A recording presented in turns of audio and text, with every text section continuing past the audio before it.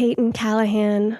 Welcome to the Thought Room. I'm so excited. We are at your magical property outside of Austin. You and I just spent the last 2 hours walking around, visiting this ethereal grotto that you have here with these caves and tiptoeing through the mud and smelling the flowers you still have beautiful muddy feet. And I feel like we really grounded before this interview. So I'm really excited to see what wants to come out today. And there's so many places that we could go. You and I originally met through your husband, Callahan. Yes. And for anyone listening who hasn't already checked out Cal's podcast, The Great Unlearn, I highly recommend checking that out. If you like the show, you're definitely going to like Cal's show. And he actually had me on as a guest. And that's how I initially, about a year ago, connected with the two of you. And last summer. Yeah, last summer. And I was so struck by the two of you and the energy that you carry as a couple. There's this gorgeous warmth and nurturing. And I've almost never seen anyone cultivate community and open their homes like the two of you. So you are absolutely a pillar in this city of Austin, Texas. And my friendship circle has exploded because of you. And I'm just so, so grateful for you bringing that energy to everyone here. So thank you. Yeah, it's a gift of Cal's, truly, to connect people. And, I've just been privy to those connections. So thank you, Cal, for bringing Hallie into my life. And the community that's being cultivated here in Austin is something special. So agreed. Yeah. So the more that I get to know you, the more these like deep, magical parts of your story come out. You and I work out together sometimes. We've had some chats, deep chats in the sauna. And I'm really struck by your humility.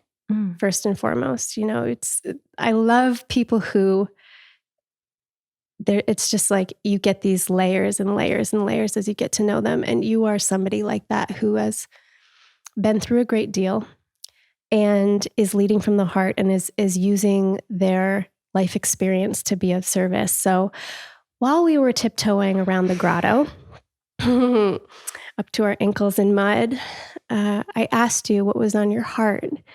And you were sharing with me a little bit about a recent newsletter that you wrote. And I wondered if that might be a great jumping off point, if you want to just talk about what that recent writing was and what the inspiration was around that. Sure. It's my muse-letter. Your muse-letter. Some kind of corny, and I like to name things and rhyme things. But what I was inspired to write about is meeting our heart's desire. In the stillness, we can hear our heart calling, but will we have the courage to answer? And I'm in a season of my life where I have nurtured my children, held them in my nest. They're taking flight, and I'm realizing it's time for me to do the same. And I think that's such an important and essential and necessary part in a woman's life of answering the call and of really sitting with, who am I and how am I here to serve? We talked about each one of us has a holy assignment to share with the world. We each have a sacred gift to bring to the world. And who are we to hide that from others? And so recently, what had been on my heart for the past few years was hosting a retreat for women. And for 2 years, I found ways to avoid doing it, canceling, changing location, maybe next year. And my body started talking. I experienced some ovarian cyst, right? And it talked louder. And so I really started to listen to all the whispers that were now screaming. And when you know what it was the story I was telling myself. You know, I'll be ready when I take 10 more classes, read 10 more books. Right. Or maybe bring in 10 experts. Right. Then I'll be worthy. Then I'll know enough. Then I'll be ready. Right. And then I just had to answer. And I said, I just have to do it. Even if one person shows up, you know, show up for the one as you would show up for the many. And I'm like, I have to do this for myself. And when I really just tuned in and owned that and then shared, this is my first retreat. I am so excited to offer it. It has been on my heart for so many years, and I can't wait to birth it. And when I said that to myself, and I said that aloud, it was the support just showed up. I'm in. How can I help? How can I encourage you? How can I support? Here's a donation. You want to do a cacao ceremony? I would love to come guide that for you. Sound healing, I'm in.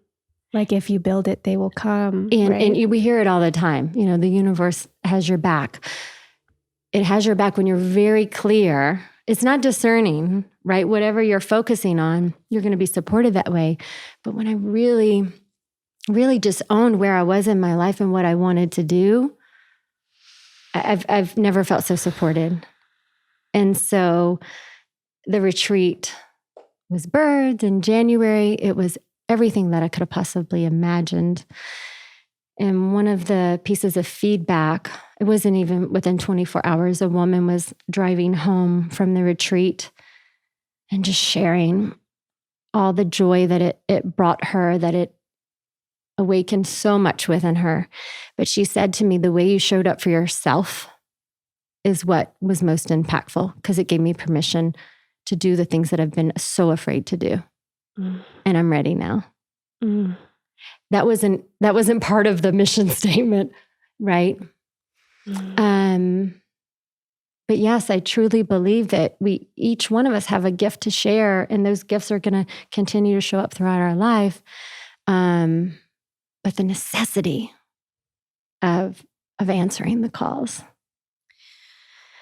I'm sure that there are people listening to this that know, as we speak these words, exactly what their call is. And they're feeling it in their heart, or they're feeling it in their stomach like butterflies. And they know, but part of their mind is pushing it away, telling them just what you said. It's not time. It's not ready yet. Well, I have responsibilities with my family. I have to save a little money first, and then. What would you say to those people listening? If you're feeling the call, you have to answer. I call it the when-then disease. When I have this, then. What if we accept where we are now and when you fill the pool, just say yes? What would that feel like? What would that look like? Can you ask for that support? Right. Can you ask your partner, hey, this is on my heart. Can I go do this? How can we make this happen? And take that first little step, whatever that may look like, you know? Yeah, it sounds like there's a great deal of getting really real with yourself, getting vulnerable, and getting in touch with the fear that maybe it won't work. Sure. That's part of the process. And like you said, extending out to others in the community and saying, I'm really excited about this. And just leading from that energy, because if we lead from a place of blocking it off, that's what we're met with. Sure. And it wouldn't be authentic if I was trying to say, oh yeah, I have it all together. I've done a retreat and I've got it. No, but that's not real. Mm-hmm. And allow others to be in your excitement. Allow others to be part of what you're building. Mm-hmm. That's what's really exciting. Completely. Like, be on the journey with me. Totally. I know other women, when they come to me and say, hey, I'm starting this company, like the first thing that comes to me is like, how can I help? Totally. Yes.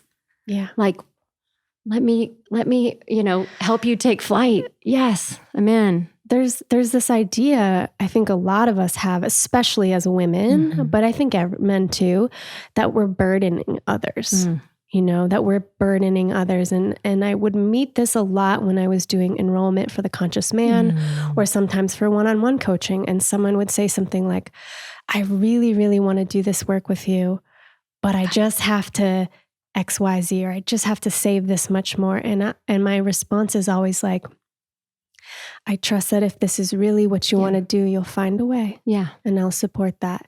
And I've seen people do the most miraculous things once I empowered them with that. Sure. They go off, they ask Auntie so-and-so, some windfall happens and then it's there. But I really believe in what I hear you saying is we have to claim it first. Yeah.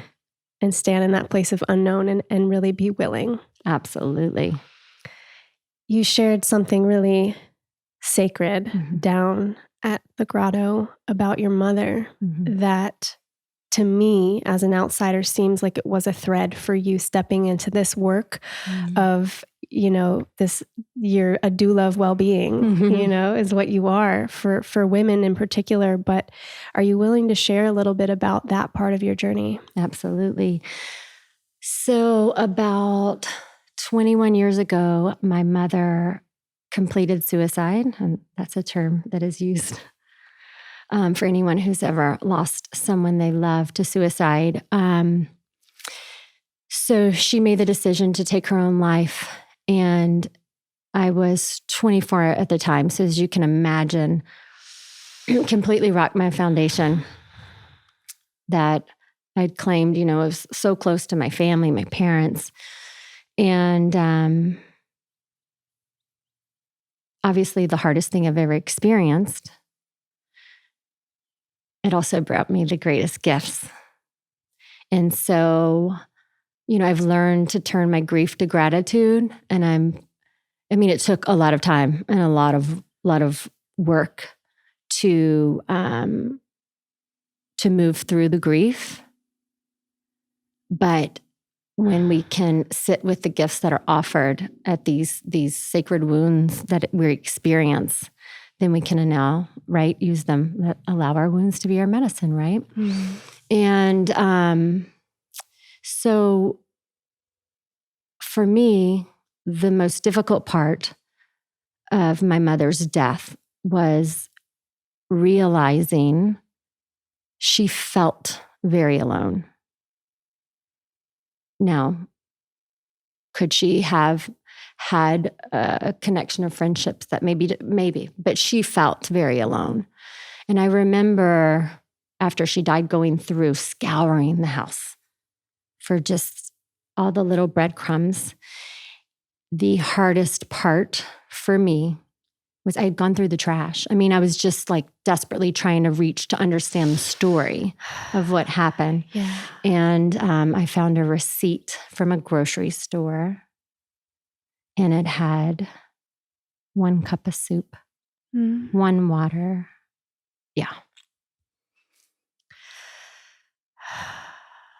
There were 3 items. It was 1 of each. And it was the day before she took her life. And that's when it hit me. I'm like, I will cultivate a community for women. I will not feel this alone. I will cherish my friendships. I will love on the women in my life. I will have people to call, to share and celebrate my life. Because she didn't feel that she had that. Thank you for hearing my story so tenderly. So it really gave me the ultimate gift of how can I be here to serve women? How can I cultivate community with my husband and our family and how important that is to show up for one another, to truly show up for one another, and to know, to have those friends in your life that you know will show up for you. Mm-hmm.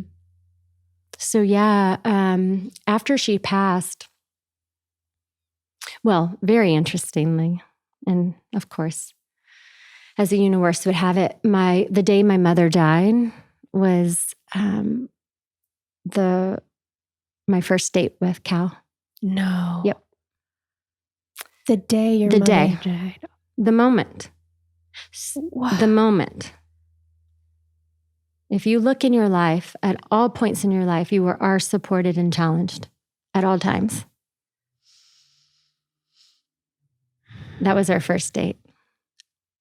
Wow. And he showed up as, the ultimate light in a very dark time for me. Wow. So I refer to him as an angel because I feel like angels surround us if we can open our eyes and see them. But it brought so much clarity for me at the time. So, so many gifts. Mm. Cal and I ended up getting married within a year. And how old were you at the time? 24. 24. Yeah. When I had just told, my family, like at the funeral, like, I had been dating a guy for 5 years, and I'm so not ready to get married. That's not a part of my life I'm ready for. And about 6 weeks later, I'm like, guess who's getting married? Yeah. Isn't that funny how it happens? I was ready. Yeah. The right person, right? I trust divine timing, and that continues to reinforce itself in my life. And, but yeah, I was introduced through our relationship. As I mentioned, Cal has such a gift of connections. Some beautifully strong women came into my life through his friendships. And one of the women, who's a midwife, had just had a baby, and her friend threw her a red tent in celebration of her baby girl's birth. And so, I'm young, haven't had kids yet. And had you heard of a red tent before? No. I mean, this was 19, 20 years ago. Mm-hmm. Wow. So the book, The Red Tent, it was inspired from the book, The Red Tent, mm-hmm. by Anita Diamante. Yeah. And our friend Julie had read it, and she has a beautiful gift of serving women in her community. And she decided to have this for our dear friend Leslie. Mm. And so in the backyard, she created a literal red tent of beautiful red fabric. And she invited the women of the neighborhood to come and gather in celebration of this beautiful baby, and a reminder to the mom that we're all here to support her on her journey of motherhood. And so we sat in the backyard. We were living in Chicago at the time. It was actually a couple of days after the events at 9/11. So it was a very emotional time. Yes. And I just remember sitting in that yard, reading poetry, laughing, singing with this group of women. And I've never felt more proud to be a woman. I knew in that moment what that gift meant and what that connection meant. To know that we are here to do this life together, and that we have to show up for one another. And there's this red thread that is weaved through every woman to connect and support one another. And so my friend Nicole and I, we laughed. We were the only women there that had yet to have children. And I just remember coming home to Cal and just like beating my chest, being like, I'm so proud to be a woman. And I can't believe I'm surrounded by all these incredible women. And that event, that experience reminded me that I will always be mothered. That there was nothing missing in my life. There was there was no loss. Now, while my mother wasn't here in the physical form anymore, that I would continue to be mothered. And I will feel that always. What a gift. What a gift. What a gift. What a gift. So since that time, Nicole and I started a mom's club once we both first had our first children. Shortly after that experience, she was with me at every one of my births. And I'll go back to, I would love to go back to that. But I wanted to share that gift with other women. So since that moment, I've hosted red tents once a year since, to just offer that gift of remembering that we have this lineage that's always there to guide and support us, this wisdom that we can draw upon and to guide us, to give us strength in times that feel really tough. And so the best way I can show my gratitude for that, knowing that I will always be mothered, is to continue to share it with other women. So big part of my life and experience. This is so beautiful. And what's coming in for me is this healing that's happening on a larger scale, especially between women, because we are acculturated to be in competition with one another, to have a fitter body, or to be more beautiful, or to have the longer eyelashes, or whatever it is. And the capitalism, everything, advertisement, it's set up for us to keep us separate from one another. And it takes so much, to use your husband's term, unlearning, to get back to the core essence of that supportive feminine energy and not being in competition with one another. It's so, so sacred. Was that always available to you, or was that something that you had to cultivate within yourself and disarm around this idea of like dissolving? Because I know definitely for me in my journey, you feel that from other women, you feel jealousy, absolutely. You feel projection, and I'm sure again there's women and maybe men listening, because it happens just as often with men, and they're competition of each other, and they show up somewhere and there's like that alpha energy, like who's the alpha in the room? How do they command the energy? And so how can we begin to melt these barriers around this false sense of othering? So, okay, there's so many things coming through in response to that. And yes, I do believe we have a blueprint to tend and befriend, right? For women, if we had to huddle around one another to protect our children, we realized we were stronger together, and to be outside of the tribe, to be outside of the group, put us at risk, right? You were at risk. I think that's why women always go to the bathroom together. It's like safety in numbers. The need to belong. That it's essential. And to feel that threat of not being part of the group is life or death. Right. But that's in our blueprint. Now, did I have to unlearn it? Absolutely. But everything starts with awareness, right? And it's a practice. So much that I'll share, like even when I first met you, my husband's like, oh yeah, I'm meeting Hallie, and she started this company, and it's these beautiful period kits for young girls, and I'm like, well, that's what I'm starting. Wait, what? Yeah. Wait, and you're gonna have her on your body? What the hell? Like totally. What? Like that's where I first went, like a moment of threat, like what? Right. But then I was like, okay, I see you. And what does that mean that she's here at my house sitting on this couch telling me that this is so important and this is a mission of hers? Like, this is an amplification of everything I'm wanting to put out in the world.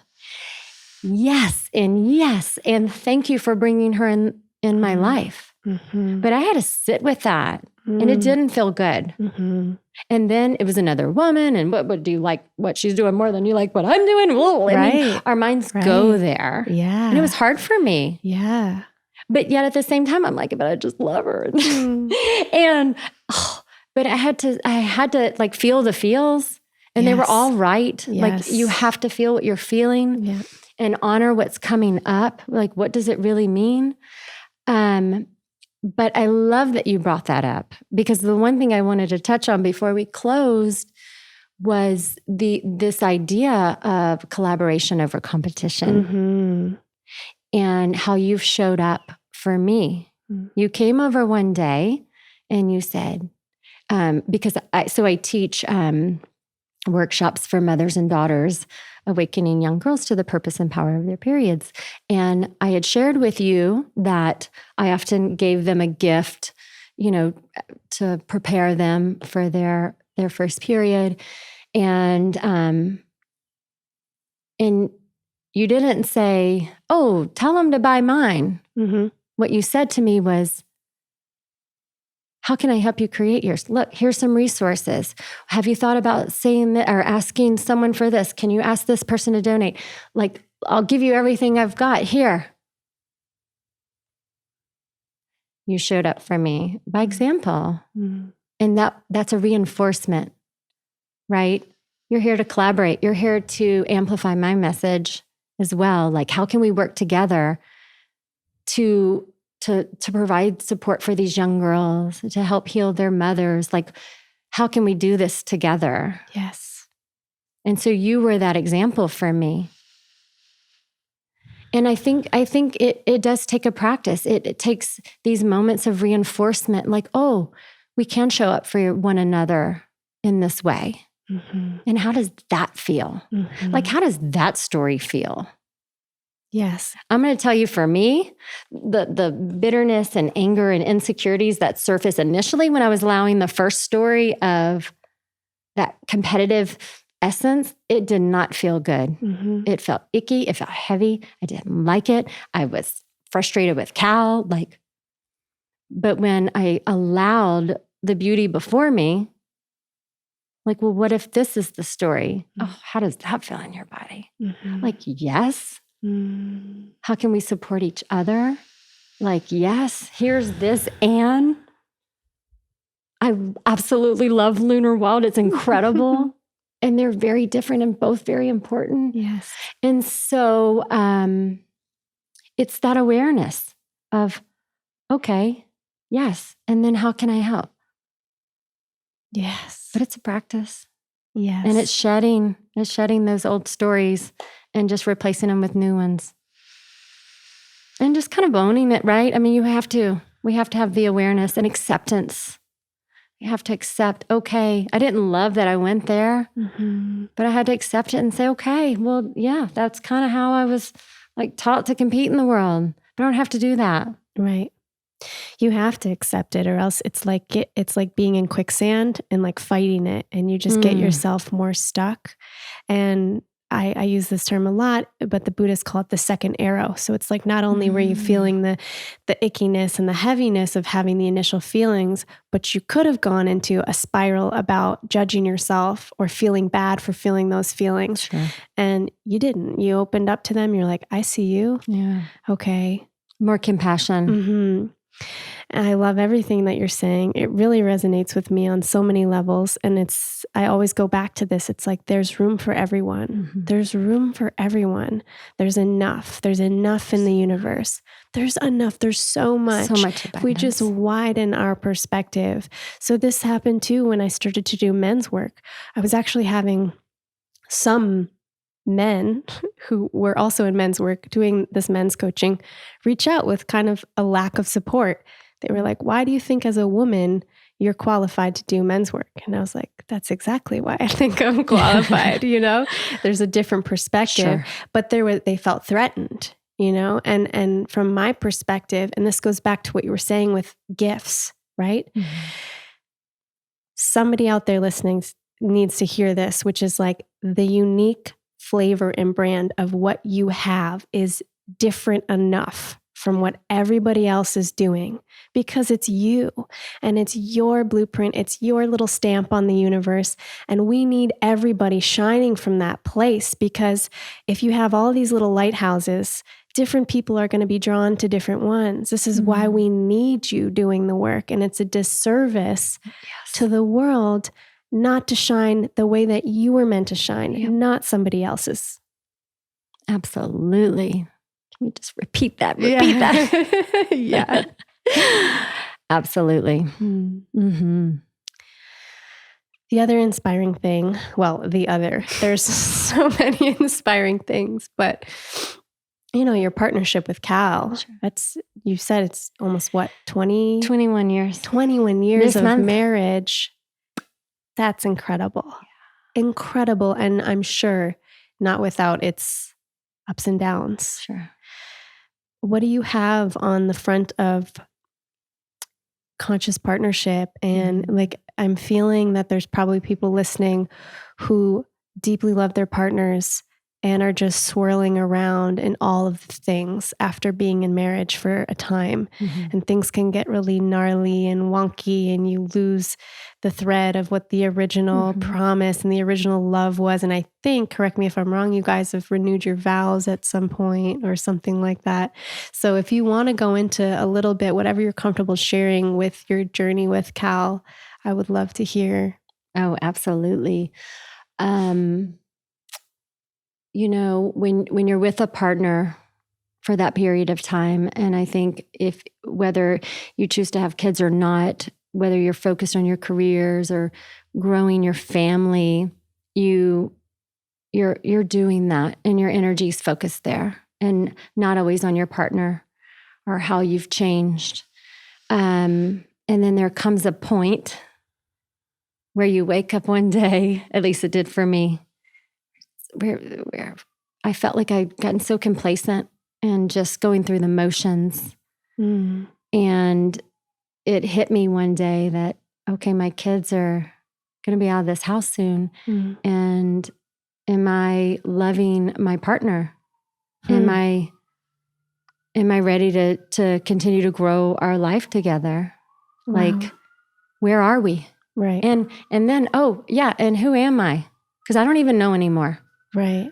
Like, I've given everything I can. Enmeshed with the children, right? And that identity of I'm a mother. And then it sounds like it's very confronting at that moment where it's like, okay, they're flocking the nest. What have I been doing? Where's my heart? What is my calling? Absolutely. And for me, I even hid behind that role of mother. Like, I can't do that yet. I need to be home for the kids. The martyr. I can't go out. Yeah. I'm a mom. I'm going to stay, I'm going to do this and do that. So I hid behind that role very well. But I also hid my happiness behind that role. And I found my happiness with them. And then one day I had a friend who called me out. Our teachers, the ones who won't let us lie to ourselves. Friend. Yeah. Yeah. My husband at that time was taking a lot of guys' trips, which I always supported because I knew how important girls' trips were for me. Like when we got married, I said, I have a group of girls. We go on girls' trips every year. I will always, continue to do that. I hope you do the same. So this was something we've always just, honored as part of our relationship, that we had to, carve out time for these experiences. But then it got to be a lot. And one day I was going through a very difficult time, and my friend could see it all over my face. She told me my countenance had changed. So I went and Googled countenance because I didn't know what it meant, but I knew it was something I didn't want. Yeah. And I'm like, okay. Like just the look on my face, my glow, demeanor. My demeanor, exactly. She said my countenance was small. Wow. And I was sharing with her, she had called to check in about a few things. And I was like, Cal's out of town. He had an opportunity. I would always pitch it, to do this, that, and the other. And she said to me, don't you wish he would just choose you? Sometimes do you wish he would just choose you? And that was it. That was my look in the mirror. I'm like, yeah. I feel second choice. And I have felt that way for a long time. And I'm so sad. And I didn't even know it. And then my sweet niece, Lindsay, who you know, called me out. Same thing. Wouldn't let me lie to myself. And so that's when it hit me. Like, I'm so sad. I feel so alone in my marriage. And at that time, my body was talking. My whole body hurt. I would go work out and I couldn't recover. And I just would cry a lot. And my son would cry. And he's just like, Mom, I just don't know why I'm sad, but I'm sad. I just see sadness, and I just couldn't hide it from anyone anymore. And so I confronted Cal, and I really had to get to the point of, do I even love myself anymore? And I had to find my way back to love and be willing to let it all go, to see what I wanted for my own life, and just to cut those cords and say, whatever this is, I don't want it anymore, because it is hurting me. And if I'm hurting like this, then I can't be the mother, I can't be the friend, I can't be the partner. So we have to make a change. And so we were willing to walk away from the marriage. He did a lot of soul searching. I did a lot of soul searching, and we found our way back together. And so we say that we didn't renew our vows. We allowed that marriage to be released, to die in its own sacred death, and that we were starting over and starting new. And so we had a new marriage ceremony. And, we're still working through things. We will always be working through things. But to answer your question, I think the greatest gift we can offer a sacred relationship is the willingness to allow our partners to be new versions of themselves. The willingness to allow one another to grow. And that can be very scary. Rocks your foundation. Who do you think you are? I mean, if we don't allow one another to grow, we will stay stagnant. And that may be in a marriage separating. That may be what's best for each individual to grow. But it may also be an enormous opportunity to optimize a beautiful relationship. And so that's what we had to surrender to, is these new versions of ourselves. And, I used to play this role in our family, and I don't want to play that role anymore. I quit. So how can you now show up? But when you release that expectation of these certain ways that you play in your relationship, then you allow new opportunities to show up in new ways. And that's what we're working to do for one another. And it's been beautiful. It's been tough. I can't, lie. But what if we allow ourselves to just adore each other? What if, what I realized during this time, I realized I had never envisioned my life as I grew older, staying with him. That wasn't a story I had told myself. I expected that he would cheat on me, or we would end up getting divorced. And so I was drawing in the very thing I was wanting to avoid. And I realized I've never even given that story an opportunity. Wow. So what if, as I grow older, and we've talked about this in the season of the crone, the wise woman, what if we, as we grew older, just fell more in love with one another? And what if we showed up in new ways to support one another? What would that feel like? What would that look like? Can we say yes to that? Can I imagine that? can I imagine that he will think I'm even more beautiful as I grow older? And I think so often, shifting gears a little bit, but I think so often in our culture, women are so afraid to approach menopause, average age around 52, because we're afraid we will no longer be desirable, lovable, and of course, though, they will leave us and find someone else. That we're done. Our kids don't need us anymore. We're not wanted by our lover. And our culture perpetuates that fear. But what if we realize, that we are stepping into our beauty, that we've earned our wrinkles and earned our scars, and now we get to be in service of our community. Now we get to share all of our wisdom. Now we get to love our partners in these beautiful, mature ways. And what if now, answering our heart's desire, answering our holy assignment, what if that makes us the most beautiful we've ever been? Because now we're in our brilliance. And what does that look like for a partner? Yeah. To see their beloved shine. Yes. What does that look like?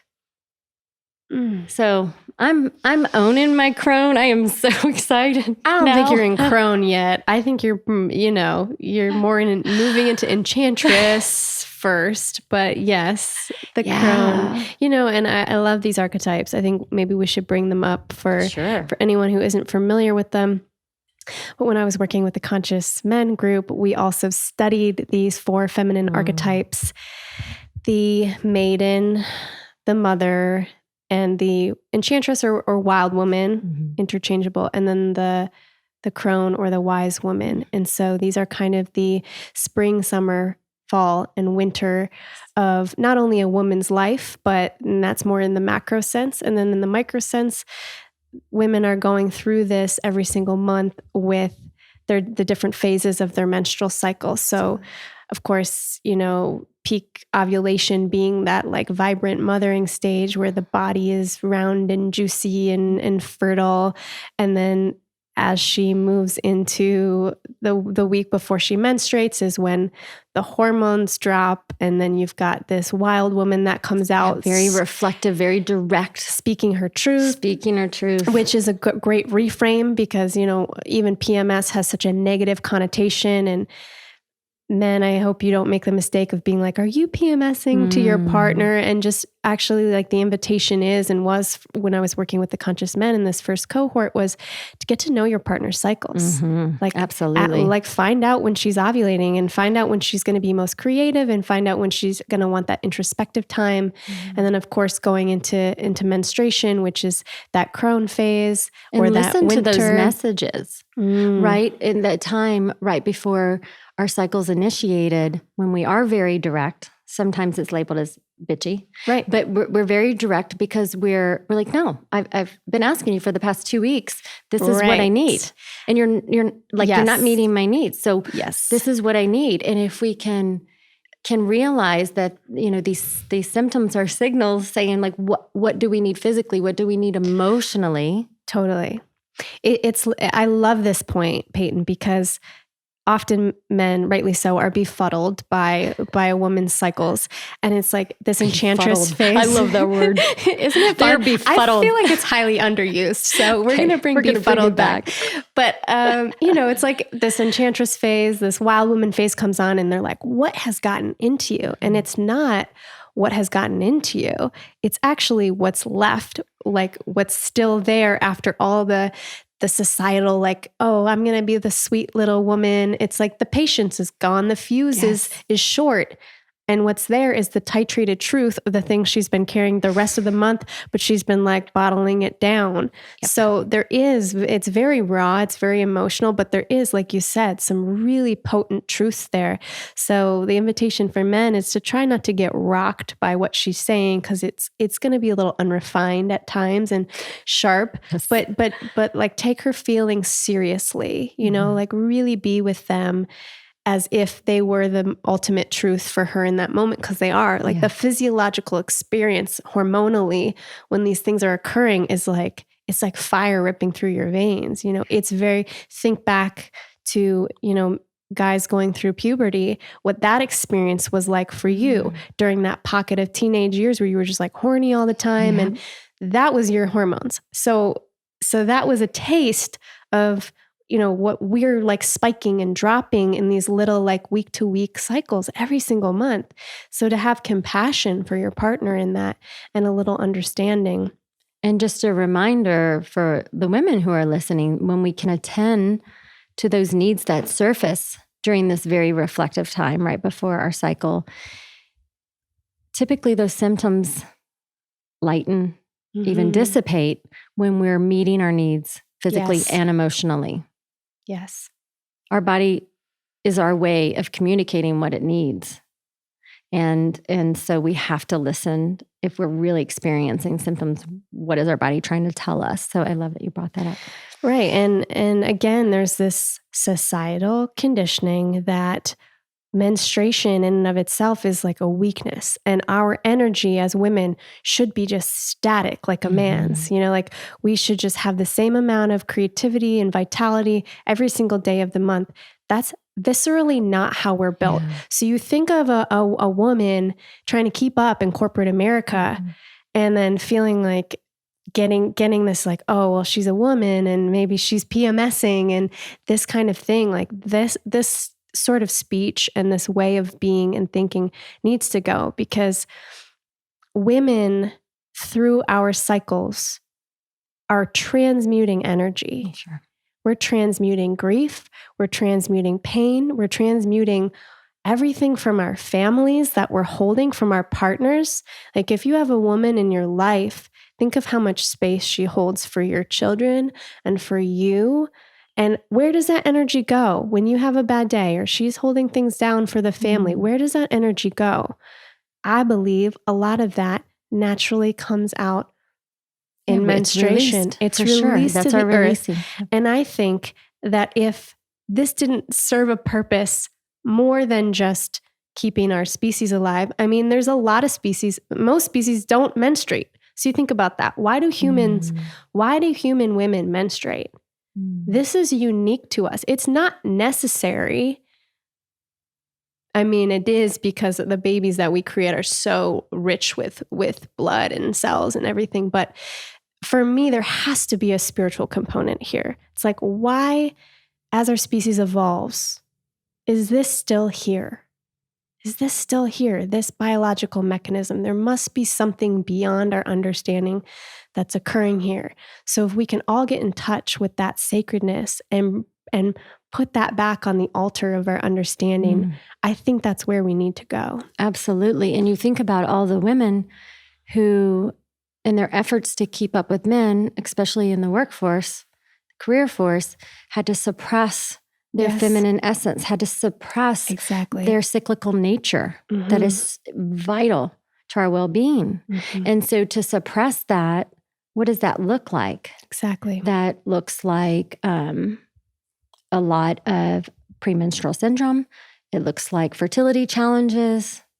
So when we can attune to our cycle and embrace our cyclical nature and realize it is not a weakness, but what makes us so special and how we can transmute energy, then we're able to be vital. And it's one of the reasons they think women live longer than men up until menopause, because we have this ability to release toxins, emotions. Like, not only is it a physical cleansing, it's a psychological cleansing. Each month we're offered this opportunity. Yes.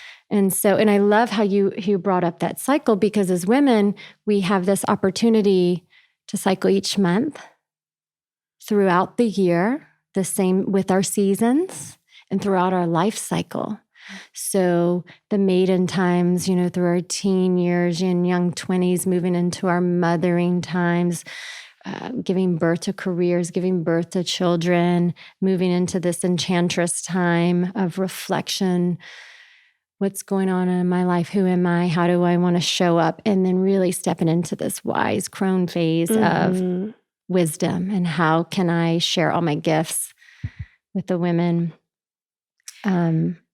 coming up, in our community. So it's this beautiful cycle that's so necessary. And I love that you're teaching this to men because then they can understand their partner. And again, back to what would that feel like? Totally. To be understood and appreciated and accepted for this beautiful, wild nature that we have. Yes. And, again, speaking to all the men out there, if you start learning your beloved's cycle, just watch what happens with the way that she responds and opens to you. If you are considerate with those things, or if there's a bath that gets drawn because suddenly you know where she is and you're starting to get to know what she needs. Or a soup. I mean, make me a flowers. Flowers, yes. Totally. Totally. I heard there's some countries, someone will have to fact check me on this, but actually give like a PMS leave. No way. So yeah. So during that week of a woman's cycle, she's allowed to take a few days off to rest, to be in some indigenous cultures, the men would lie and rest with the women because they knew our dream time increases when we're on our cycle. Yes. And so they knew that women were very intuitive during that time. And so they would draw upon the wisdom that was coming through and rest with the women. Beautiful. So that was a time that was really revered and honored in cultures. I'm thinking about the transition out of motherhood, and is there a grief associated with that at all? Is there a grieving process for that pocket of your life? I'm not yet a mother, and I'm curious what that, because I was speaking with Branda Lynn, who we just recorded an episode for this podcast, and she was talking about the grief of moving from maiden to mother and kind of grieving this phase of being the sexy, vital springtime. It's a different type of sexy, juicy, embodied as the mother, but what's that transition like when the children flock out of the nest, and what are the emotions to be processed around that? Oh, for sure. It's who am I? A lot of fear of, for those women who maybe held off working and stayed home to be with the kids. I don't know anything anymore. What do I have to offer? I need to go back to school. And it's even the decision to stop having children. I know that was very difficult. Or to never have children. Yeah. Because then that's another whole judgment system. Right. Because as soon as you get married, typically it's like, oh, when are you having kids? Like, well, can I just enjoy? I just got here. Can I just enjoy my husband for a little bit? Yeah. Or my partner? So there's, again, I feel with every season, there will be a loss. And the most important, or not even loss, is a death. I'll say that. Because again, nothing's missing, but there's this death that needs to be released and honored. And it's not easy. I know for me, it was very difficult to say that we were done having children. Because then, this is what I was born to do. I was born to bring life into this world. So that was a very difficult thing for me until I realized that there are other children that I will mother, whether it be a child who comes to the house with my friends or servicing, volunteering, whatever that may look like, or just now giving birth to my gifts or my hobbies or my desires.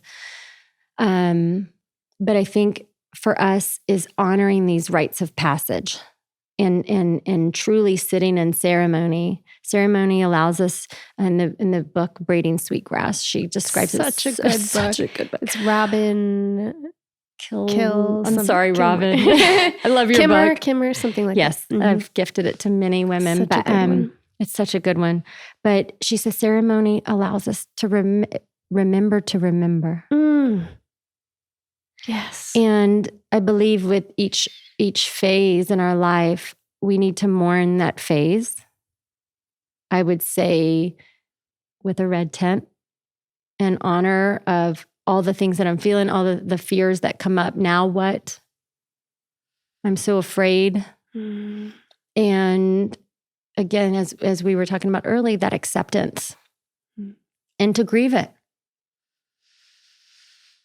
Right? So that we can make space for the next phase and be supported and support the women in our lives who are going through it. Yes.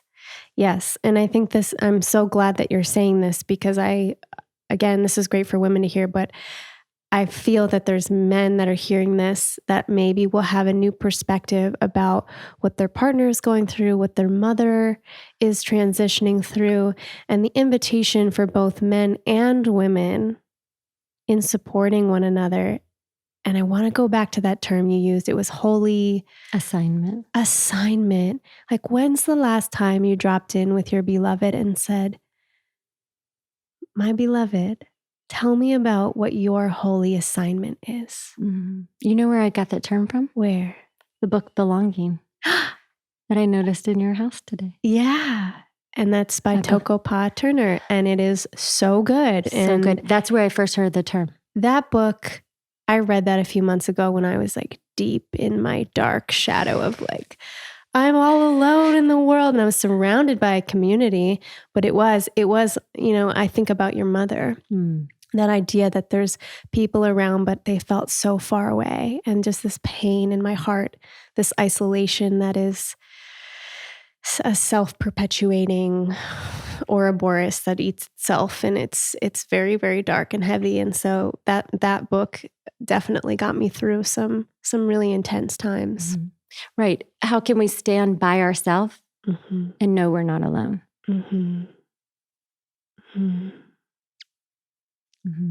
Beautiful. Yeah, I'm taking that one in.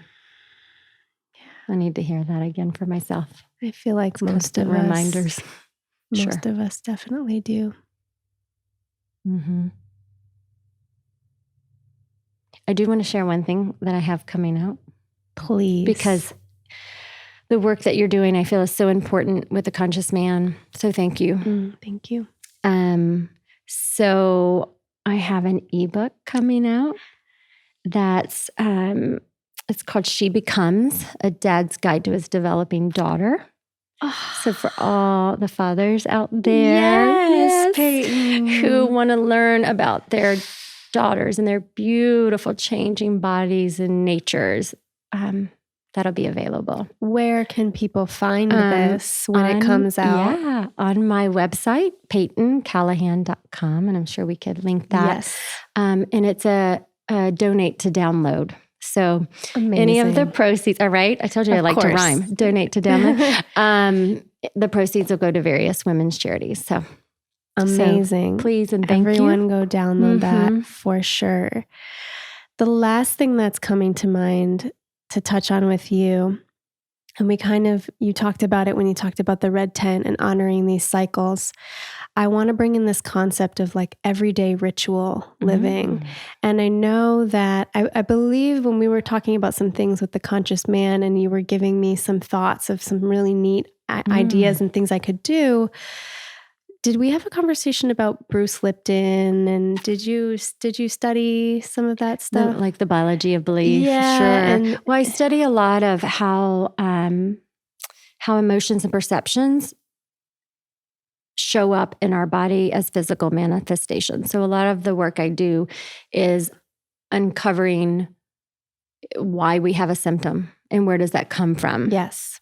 So if we can tap into, so say you have a physical ailment, if we can tap into where that found its way in your body, what emotion or perception triggered that, where that affinity started, and clear the energy around that, then the physical body can start to heal. So I believe that there's 3 realms of wellness. You have your physical body, and then you have your emotional mental body, then you have your energy or body, right? So these 3 realms, and healing must occur in all 3. And as we mentioned earlier, symptoms are signals, and our body is trying to communicate what needs to be healed. And that means emotions, right? It's trying to find a way to express itself. And if we just treat the physical body, if we dampen those messages through pharmaceuticals it will find another way to manifest in the body, to express itself, because ultimately we just wants to be healed. Right? Yeah. To heal means to be whole. And so a lot of the work I do is tuning in to the brilliance of our body, tuning into what our body's trying to communicate to us for healing. This is so powerful. I'm so excited about this work. Are you offering this work at all privately, or? I do individual work. Okay. So if people did want to reach out, they could find you on your website as well. Yeah, absolutely. In closing, could you share with us one practical tool, or you're welcome to guide us through an exercise to tune in? Or I know you've done work with fire ritual. I would love for people to end this episode with something they could go outside, walk out the door after listening to this podcast, and do a ritual for themselves right now. Well, for me, there's nothing more powerful for me than being out in nature and our breath. And our breath is available to us at all times to calm our body.